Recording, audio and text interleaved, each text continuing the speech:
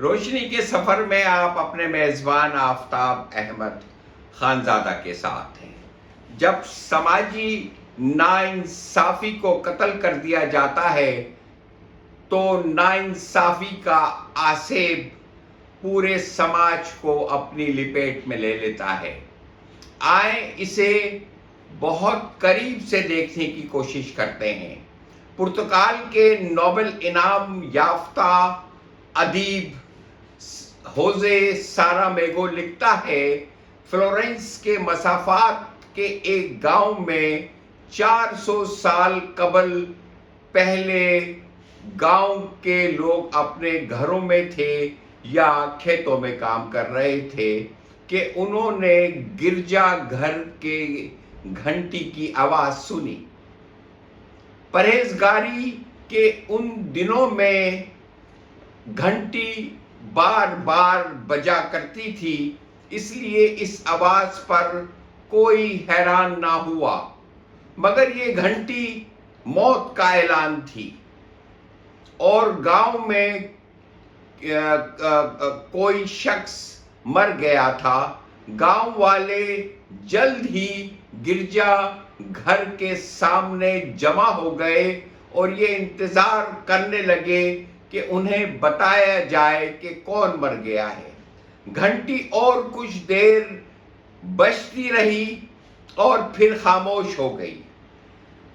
تب ایک دیہاتی گرجے سے باہر آیا۔ وہ وہاں عام دنوں میں گھنٹی بجانے والا نہیں تھا۔ گاؤں والوں نے اس سے پوچھا، گھنٹی بجانے والا کہاں گیا اور یہ کون مر گیا ہے؟ دیہاتی نے جواب دیا، گھنٹی میں نے بجائی تھی، میں نے سماجی ناانصافی کی موت کی گھنٹی بجائی تھی، اس لیے کہ اب انصاف نہیں رہا۔ علاقے کے لالچی زمیندار اپنی زمین کی حد بندی کے پتھروں کی جگہ خاموشی سے بدلتے جا رہے ہیں اور دیہاتیوں کی زمین پر قبضے کرتے جا رہے ہیں۔ ہر مرتبہ جب زمیندار دارہ بندی کے پتھر کی جگہ بدلتا، دیہاتی کی ملکیت اور زمین اور سکڑ جاتی۔ غریب دیہاتی نے احتجاج کیا، پھر رحم کی درخواست کی اور آخر کار قانون سے رجوع کرنے کا فیصلہ کیا، لیکن اس کا کوئی بھی فائدہ نہیں نکلا اور اس کی زمین یوں ہی لٹتی رہی اور آخر کار وہ مایوس ہو کر اس نے یہ اعلان کرنے کا فیصلہ کیا کہ اب انصاف نہیں رہا ہے اور انصاف کا قتل ہو گیا ہے۔ شاید وہ یہ سمجھتا تھا کہ اس کی یہ وحشت زدہ حرکت ساری کائنات کی گھنٹیوں کو جنبش میں لے آئے گی۔ شاید وہ یہ سمجھتا تھا کہ گھنٹیاں تبھی خاموش ہوں گی جب انصاف دوبارہ جی اٹھے گا، لیکن اسے معلوم نہیں تھا کہ آیا گاؤں والے اس غریب کی دیہاتی کی مدد کے لیے اس کا ساتھ دیتے ہیں یا نہیں، یا جب ایک دفعہ انصاف کی موت کا اعلان ہو چکا تھا تو وہ سر جھکائے سارے دیہاتی اپنے اپنے گھر اور گاؤں کی جانب لوٹ پڑے اور اس کی آواز پر کسی نے کوئی نہیں دھیان دیا۔ تاریخ مکمل طور پر کبھی بھی کہانی مکمل بیان نہیں کر سکتی ہے۔ یہ فلورنس نے اپنے افسانے میں لکھا۔ آئے اب ہم یہ دیکھتے ہیں کہ آج پاکستان میں کیا ہو رہا ہے۔ آج پاکستان میں چاروں طرف لوگ بے بسی کے عالم میں گھنٹی پہ گھنٹیاں نہیں بجا رہے ہیں۔ کیا ملک بھر میں کروڑوں لوگ انصاف مر گیا ہے کہ صدائیں بلند نہیں کر رہے ہیں؟ کیا ہم سب کو گھنٹیوں اور صداؤں کی آوازیں سنائی نہیں دے رہی ہیں؟ کیا لوگوں کا چیخنا چلانا ہمیں سنائی نہیں دے رہا ہے؟ کہیں ہم سب بہرے اور گونگے تو نہیں ہو گئے ہیں؟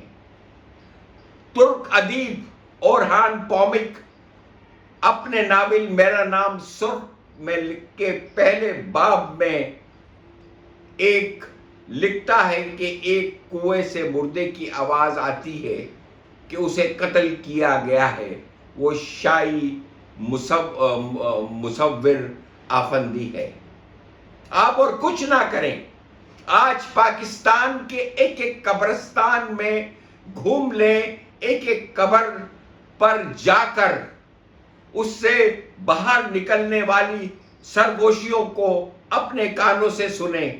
ہر قبر سے ایک ہی آواز آ رہی ہوگی کہ مجھے قتل کیا گیا ہے۔ کوئی اس بات کی فریاد کر رہا ہوگا کہ میرا قتل بے روزگاری کے ہاتھوں ہوا ہے۔ کوئی اس بات کی صدائے دے رہا ہوگا کہ وہ غربت اور افلاس کے ہاتھوں مارا گیا ہے۔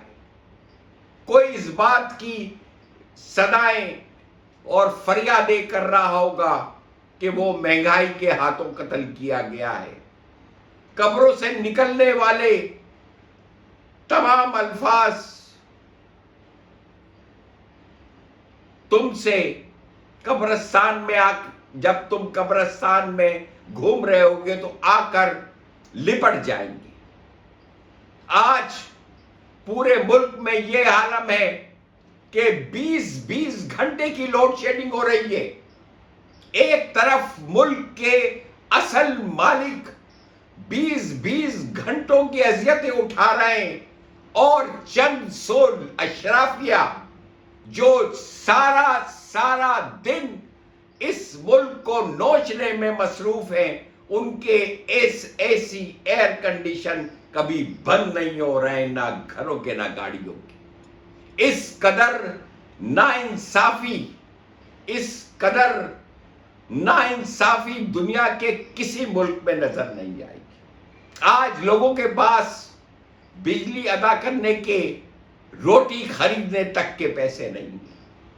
آج لوگوں کے پاس اگر وہ بیمار ہو جائیں تو دوائی خریدنے کے پیسے نہیں۔